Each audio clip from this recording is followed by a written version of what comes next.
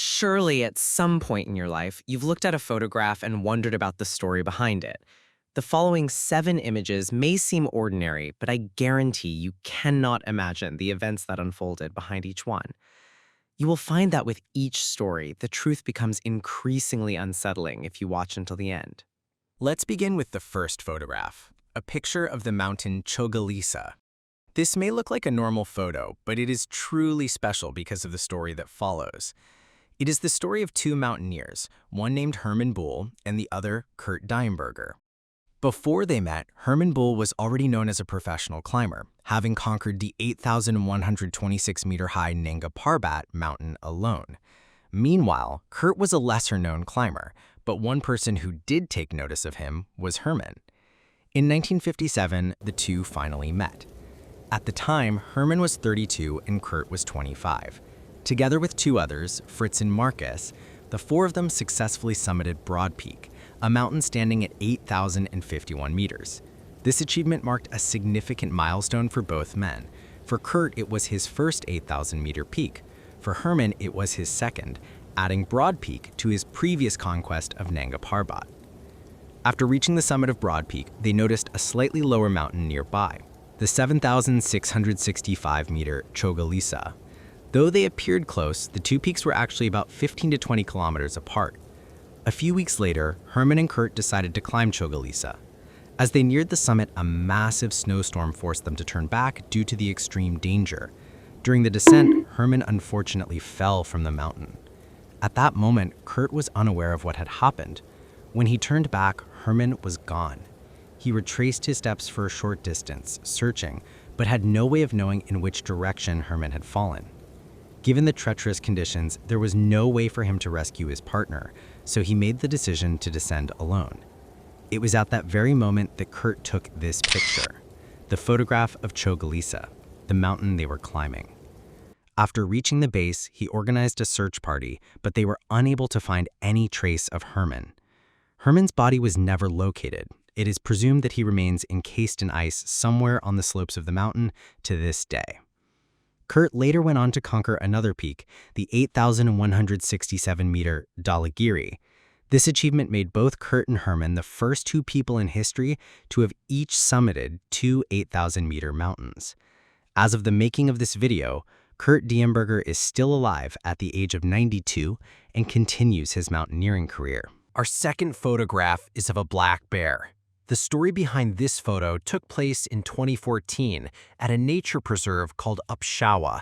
A young man named Darsh Patel and 4 of his friends were hiking in the preserve. After walking for some time, they looked back and realized a bear had been following them. It was at this moment that Darsh Patel took this very photo, where you can clearly see the black bear in the image. Afterward, the group began to run. As the bear closed in, they scattered in different directions. Because they split up, the bear could only pursue one of them. The one it chose that day was Darsh Patel. He was unable to outrun the animal and was attacked. His friends managed to escape and call the police. By the time authorities arrived and scared the bear away, they were too late to save Darsh Patel. He died from the attack that day. There's a well-known tip: if you encounter a brown bear, you should play dead for safety. But if you encounter a black bear, you should try to make yourself look as large as possible to intimidate it. For example, if the group that day had stood close together to appear larger and shouted, it's possible the bear might have been frightened and run away. In reality, according to statistics, attacks by black bears are extremely rare, as they are seldom aggressive toward humans. However, because the group ran that day, it likely triggered the bear's predatory instinct. This triggered the bear's predatory instincts, placing the group in grave danger. The third photograph is this image from a scuba dive. While it appears to be an ordinary snapshot, behind it lies a complex case. It involves a young married couple, the husband, David Watson, and his wife, Tina Watson. They both shared a passion for scuba diving. So one day in 2003, they went on their honeymoon to a coastal location. They took a boat out to a dive spot, put on their gear, and jumped into the ocean. After entering the water, they began their descent to admire the coral reef. Everything seemed to be going smoothly until an incident occurred. During the dive, David claimed he saw his wife showing signs of passing out and being unable to breathe. As she began to sink, he, being unable to rescue her, ascended to the surface to get help from the people on the boat. At that very moment, another diver in the area happened to take this photograph. The diver in the middle of the frame is not part of the story, but the person lying on the seabed is Tina Watson, captured the moment she sank. After David surfaced for help, another professional diver jumped into the water to find Tina. He located her and brought her back to the boat, where several people tried to revive her. Unfortunately, she had already passed away. Following this incident, the police launched an investigation. David was questioned multiple times about what had happened, but with each interrogation, he gave a different account. In total, he provided 16 different versions of the events leading to his wife's death. The police also discovered that David had taken out a life insurance policy on Tina, meaning he would receive a significant sum of money if she died in an accident. Furthermore, other divers who were there that day recalled seeing David and Tina in an embrace that looked unnatural. It appeared as though David was restraining her.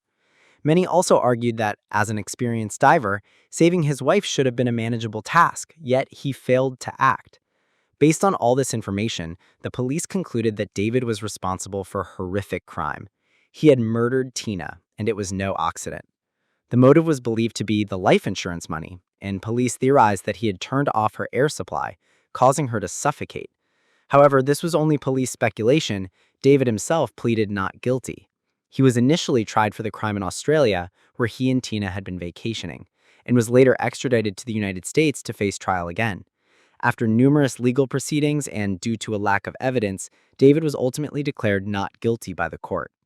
Overall, this photograph contains one of the most complex cases, and the truth is, no one really knows what happened to Tina Watson that day. Our fourth photograph is this picture of Andrei Karlov. This image is tied to the following story.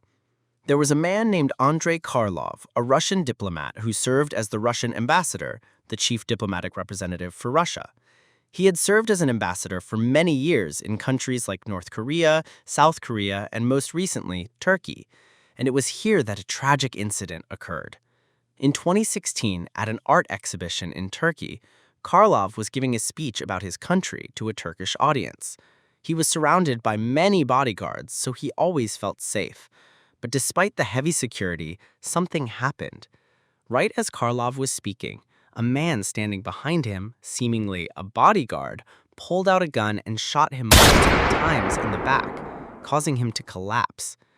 After firing the shots, the gunman shouted something.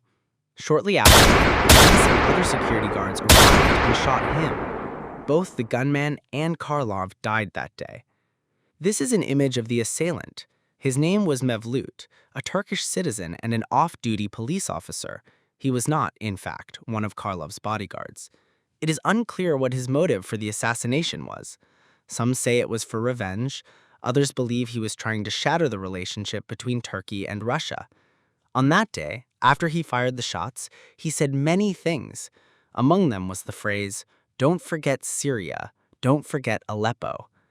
This statement is believed to be connected to the civil war in Syria, specifically the battle in the city of Aleppo. However, the true motive behind his assassination remains a subject of debate. This photograph was taken just moments before Karlov began his speech. What makes it so chilling is that the killer is standing right there in the frame, completely unnoticed. The fifth photograph captures a young girl on the Monon High Bridge.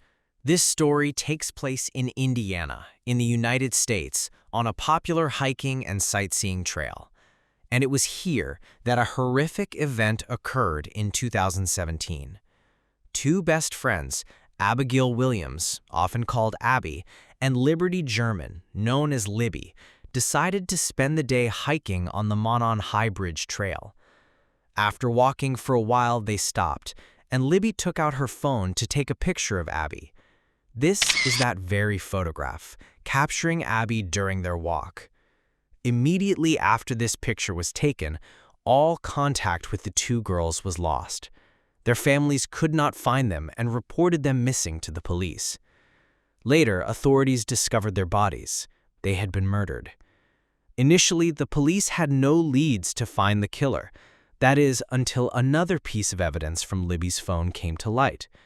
This image, captured by one of the girls, became the single most important clue in the case. The man in this photo is considered the prime suspect. From this photograph, a police sketch was released in 2017. In 2019, a new sketch was issued.